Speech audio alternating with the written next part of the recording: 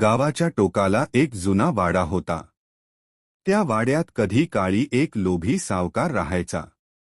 तो गरीब शेतकऱ्यांना जास्त व्याजाने कर्ज द्यायचा आणि वेळेवर पैसे दिल्यास त्यांना छळायचा. लोक त्याला घाबरून जायचे. एका वर्षी दुष्काळ पडला. शेतकऱ्यांकडे पैसे परत देण्याची ताकद नव्हती. तरीही सावकाराने त्यांना मारहाण केली. लोकांच्या शापाने आणि त्याच्या दुष्ट कृत्यांमुळे एके रात्री तो अचानक मरण पावला.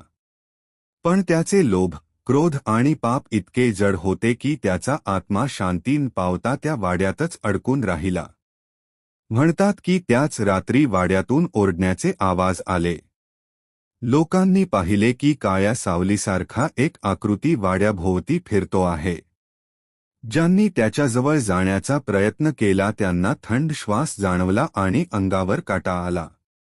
काळानुसार गावक्यांनी त्या वाड्याला भूताचा वाडा म्हणायला सुरुवात केली. मुलांना तिथे जाऊ नये म्हणून भीतीच्या गोष्टी सांगितल्या जाऊ लागल्या. आजही रात्री वाड्याजवळ गेल्यास मंद दिव्यांसारखी चमक दिसते आणि एक कुजबुजणारा आवाज ऐकू येतो, जणू तो सावकार अजूनही आपले अपूर्ण कर्ज मागतो आहे.